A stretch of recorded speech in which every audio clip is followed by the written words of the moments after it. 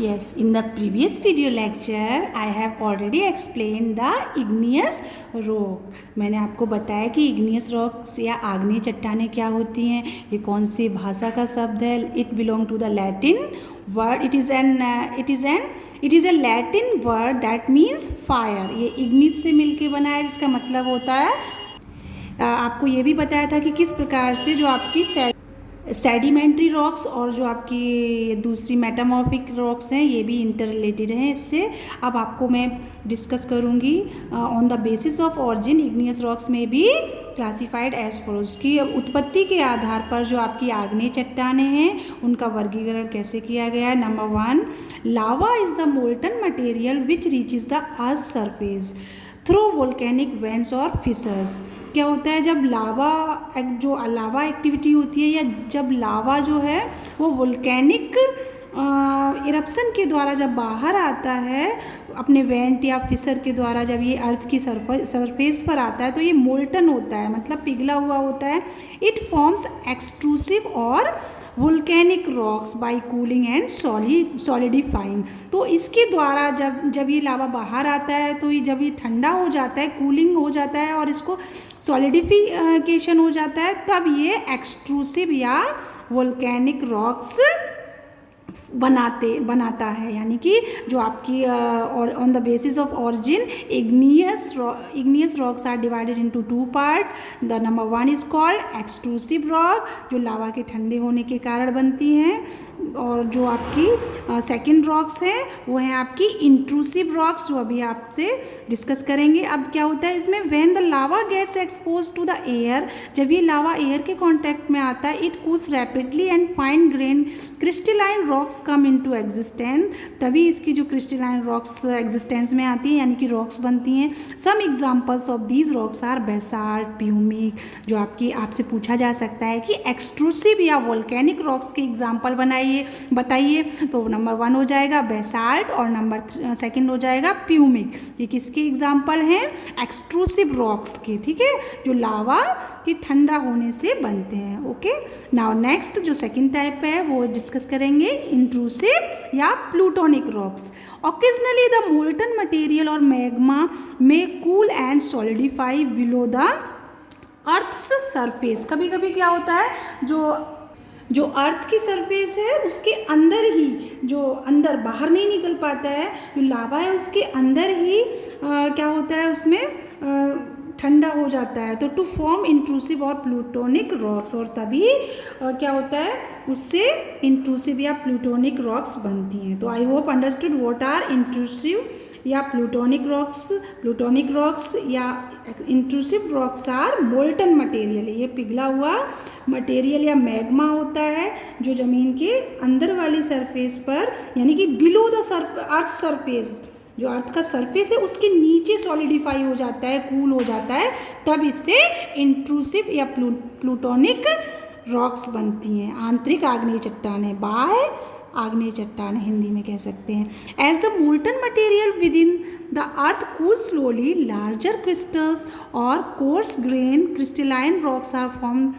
For example granite, dolerite. अब इसकी example अगर आपसे पूछा जाए what are the examples of intrusive या प्लूटोनिक रॉक्स, तो granite and dolerite are the example of the plutonic और intrusive rocks. Igneous rocks are generally crystalline in structure as well as hard and compact. जो igneous rocks होती हैं वो crystalline होती हैं structure में, हार्ड और कॉम्पैक्ट भी होती हैं. They stop water from पकलेटिंग का मतलब होता है रिसना या छन के जाता है, तो द करेक्ट प्रोनाउंसिएशन इज पकलेटिंग बोलते हैं इसको, रिसना या छन के जाना. तो दे स्टॉप वाटर, ये क्या करती हैं, इन चट्टानों से जो वाटर है वो रिसने से रोकती हैं. Moreover these are not formed in layers, और ये लेयर्स नहीं बनाती हैं. And hardly contain the remains of plants and animals, that is fossils within. जो जीवाश्म वगैरह होते हैं उनमें बड़ी मुश्किल से मिलते हैं, नाम मात्र के या मिलते ही नहीं हैं fossils. Now we will discuss the second type, sedimentary rocks या अवसादी चट्टानें. ये क्या होती हैं, we will discuss in detail. Rock fragments are carried by running water, wind, moving. ये ऐसी चट्टानें होती हैं जो हवा के द्वारा लाई गई, हवा, पानी, बर्फ़ इनके द्वारा डिपॉजिट किए गए सेडिमेंट्स होते हैं या फ्रैगमेंट्स होते हैं। तो अब सादी चट्टानें किसके मिलने से बनते हैं? हवा के द्वारा, पानी के द्वारा, आइस के द्वारा अपने साथ लाए गए छोटे छोटे रॉक के फ्रैगमेंट्स होते हैं या क्या होते हैं? सेडिमेंट्स होते हैं। उनसे मिलकर के ये सेडिमेंट्री रॉक्स बनती हैं। Over a period of time these deposited material और sediments are continuously accumulated in layers।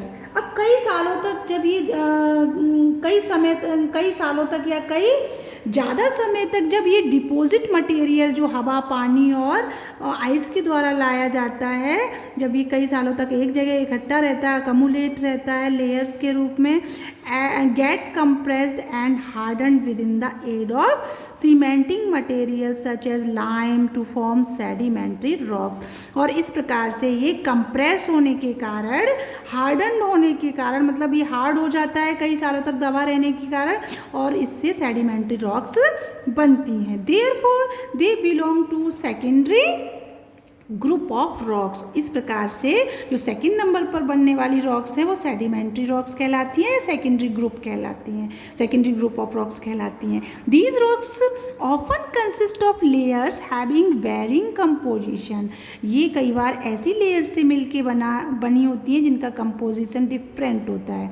In Latin the term sedentum means settling down. और लैटिन भाषा में जैसे कि आपका इग्निस का मतलब फायर होता है, वैसे ही लैटिन भाषा में सेडेंटम का मतलब सेटलिंग डाउन होता है। मतलब ये सेटल डाउन, इसमें जो आपके मिनरल वो फ्रैगमेंट्स या सेडिमेंट्स होते हैं उनके सेटल होने से ये बनती हैं, इसलिए settling down. Based on their formation sedimentary rocks are generally classified into 3 type. जैसे आपकी इग्नियस रॉक्स को 2 पार्ट्स में बांटा गया था, वैसे ही इनको भी 3 टाइप में बांटा गया है। इग्नियस रॉक्स कितने टाइप की थी? एक तो एक्सट्रूसिव और एक इंट्रूसिव। वैसे ही इसके 3 टाइप डिस्कस करेंगे। Number 1, the largest of the sediments particles such as sand and pebbles get deposited initially while the finer sediments such as clay and silt get deposited later. अब क्या होता है, जो सेडिमेंट पार्टिकल्स होते हैं जैसे sand, मिट्टी या जो पेबल्स, छोटे छोटे कंकड़ होते हैं, वो जब धीरे धीरे डिपॉजिट हो जाते हैं तो सेडिमेंट्स बन जाते हैं। और जो जैसे मिट्टी, चिकनी मिट्टी जो क्ले होती है उसको चिकनी मिट्टी कहते हैं। Silt get deposited later. जो चिकनी मिट्टी और सिल्ट होती है वो बाद में डिपॉजिट होती है। सबसे पहले क्या डिपॉजिट हो जाते हैं? सैंड और पेबल्स डिपॉजिट हो जाते हैं। तो sedimentary rocks thus present. Now I am stopping here and the remaining part we will discuss in next video lecture. So before this you have a look on this picture. This is the picture of the basalt. I told you that basalt is the form of extrusive pumic. These are all the example of extrusive rocks. Now granite, dolerite, these are the examples of intrusive rocks. Now these are sandstone, shale, conglomerate, mudstone, these are other examples. Now remaining part we will discuss in next video lecture. Thanks for watching. Keep learning all the things. This chapter is most important and the rocks are also important. You have to learn the process of rocks. So thanks.